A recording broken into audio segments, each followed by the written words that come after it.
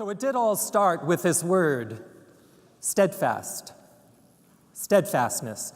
It popped out to me from one of the lectionary readings for this particular week in the book of Thessalonians, and it's really just in the preamble to the letter. This is a letter that Paul and Silvanus and Timothy are writing to the people in Thessalonia, and you know, each of these letters starts off with a few kind of introductory remarks, hello, hello, hello, blah, blah, blah, blah, blah, and in the beginning it says, "We always give thanks to God for all of you and mention you in our prayers constantly, remembering before our God and Father your work of faith and labor of love and steadfastness of hope in our Lord Jesus Christ."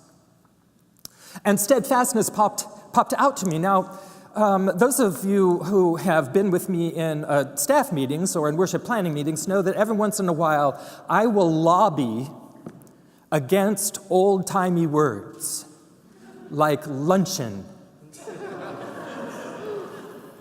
and even Lenten, and even devotional. And I really shouldn't confess this to you, but really I sort of think worship is becoming an old-timey word too, but we're not debating that this morning. Steadfast, though, is, I think, also kind of an old-timey word, but it's one that I not only tolerate, but I embrace. I feel like it's one of the primary values, actually, that my parents passed on to me, and I don't think it was really through their words. I think it was through their actions. They were steadfast people. They were all of these things. Could I just have the next slide? Loyal, faithful, committed, devoted, dedicated, dependable, reliable, steady, true, constant, staunch, solid, trusty. And not just my parents. I look out into this congregation and I see a whole bunch of steadfast people. So I'm not only talking to you this morning, I'm talking about you. You know who you are. And it seems to me that this is such an important value, especially in these times. But it's not, it's the words that you don't think steadfast and think, life of the party. Or even exuberance, or really funny. You don't, you just kind of think, ooh.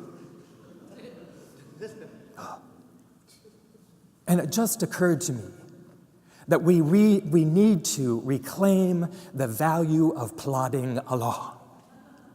Now, you don't want to know any synonyms for plodding along. It all sounds like bad news.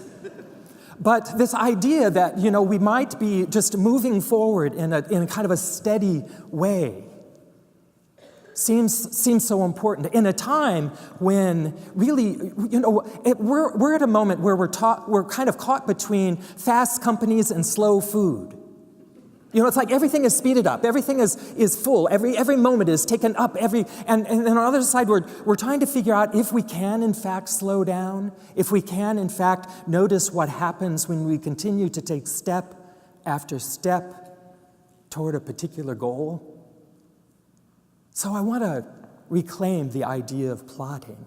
And I thought, well, what's the story? What's in the Bible about plodding? And I thought, well, you spend 40 years in the wilderness.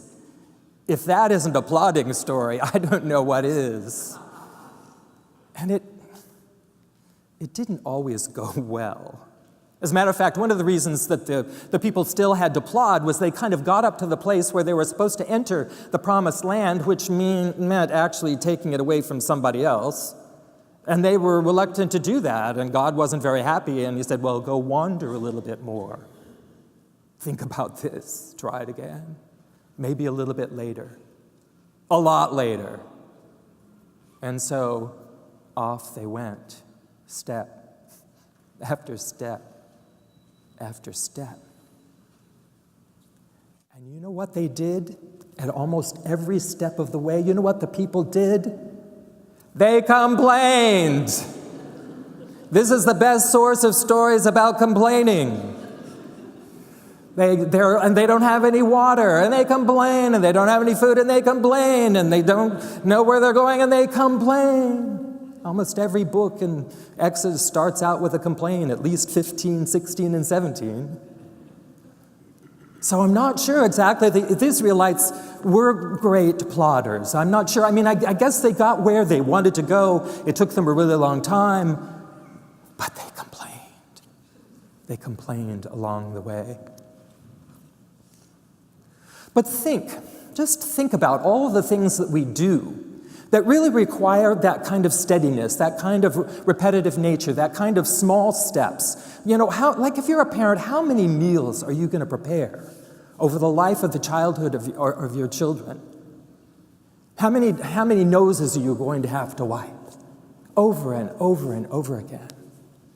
Or even to think about the life of faith, which is like, every week, every Sunday, we're going to come to church. And that sounds like a bit of a plod. It shouldn't necessarily be only that, but there is something about just showing up, even without the expectation that we're going to be entertained or enlivened or anything, but we're going to show up. We're just going to keep doing that. And again, I look out in this congregation and I see people who have shown up and shown up and shown up. And we don't just bring one jar of peanut butter or one box of cereal each week. We bring it every week. We do things over and over again.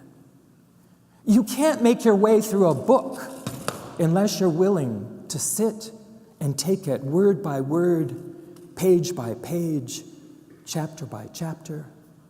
There's just so many things in our life that require this kind of steadiness, this kind of consistency. And I think the life of faith is like that. For some reason, I don't know whether it's a function of my age or what, just kind of slowing down and noticing, whatever this kind of evenness. Well, I have a confession. I've always been a steadfast person. I've always been someone who, like when I do things, I do them for a long time. I carry through. So maybe I'm preaching about this because it feels good to me. And I want to take some credit for that. But I also want to give you all credit for all the ways that you are moving through life in that step-by-step way. Now, I do think there are a couple of things that can happen along the way, along the plodding way. One of those is celebration. Actually, one of my core beliefs is that if I've got a big goal that has a lot of steps to get to it, I celebrate all along the way. I don't wait until I get to the very last thing, till I've actually finished the thing. I celebrate the tiniest step toward getting something done. So I think actually we could celebrate more as we're plodding along, especially if we can keep in mind that bigger goal. That's really what makes plodding possible. It's to know that the thing that we're moving toward, the thing that we're taking those small, deliberate steps toward, is something that is going to be so wonderful, so satisfying, so exciting. So we can celebrate along the way. And I'm almost loath to say this to you, but I think actually along the way, we can complain.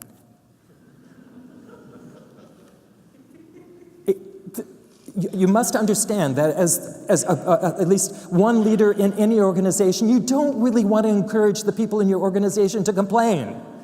You really don't. And of course, there are good ways to complain and bad ways to complain, but look what happened. Look what happened to the Israelites. Almost every time they complained, it was followed by something almost miraculous. So there's a lesson from the Bible that you don't hear preached very often. Complain and expect a miracle. And I don't really want you to expect that. But here's what I think complaining is about in this process. That slow, deliberate process, every once in a while, it's like you get to a place where it's almost like you can get stuck. It's like, that the mud that Molly was talking about in the children's story. It's like we can get kind of stuck or slowed down, or we kind of lose focus a little bit. And it takes some sort of spark. It takes some sort of prod. It takes some sort of, another point of view. It takes us something or other that kind of gives us a little push at a particular moment. We might need someone to kind of point out something that they're looking for, that they're missing, or that they can see from outside that we can't see from the inside. That perhaps that's part of the process, is that especially as we plod along together, we notice the times when we need a little bit of a push, a little bit of encouragement, a little bit of getting out of the rut. A plod doesn't necessarily need to be in a rut. In the long-term arc of justice, in my opinion, almost everything happens through this slow, methodical action.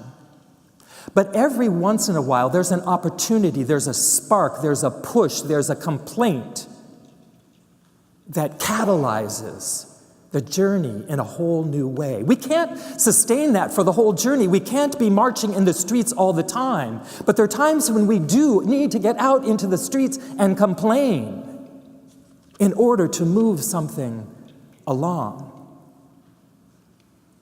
In the quest for racial justice, sometimes you'll hear people say, and this was a challenge that Martin Luther King gave to the white religious leaders, saying, the white religious leaders were kind of saying, well, the time will come, this will be slow, this will be gradual. And Martin Luther King was saying, no, we need to move, and we need to move more quickly. And there was a moment, and there was the complaint, and there was the activity, and there was the change, which of course also leads back to a new plod. That's inevitable. But every once in a while, that idea of complaining may move us along. So I just want to, number one, affirm any of our ability to plod, any of our ability to be steadfast, to carry on in a path. And I also want to remind us that sometimes we need to take credit for what we're doing. We need to celebrate that in ourselves and others. Sometimes we need to complain because something might need to happen at a particular time. But still to know what can happen in the long term. So I want to do just a little bit of kinesthetic reframing of the idea of plodding. Sometimes the plod is just like, it's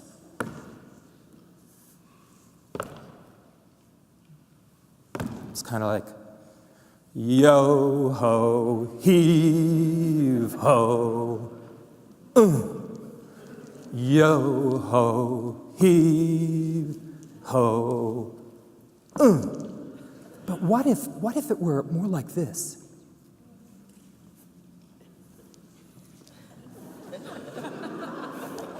It's the same small steps, but it's a lot more fun. And the truth is, we're getting somewhere. And the truth is, we can't get where we're going except by taking those small steps. Well, I have to think about that. Someone asked me what I would sing. I'm going to have to come up with the happy plodding song. I'll work on that. You know what they say, a journey of 1,000 miles begins with a single step, ideally toward an airport.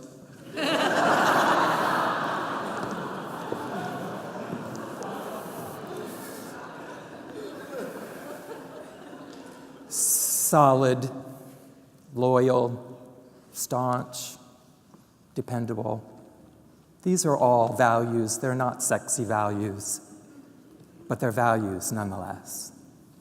Amen.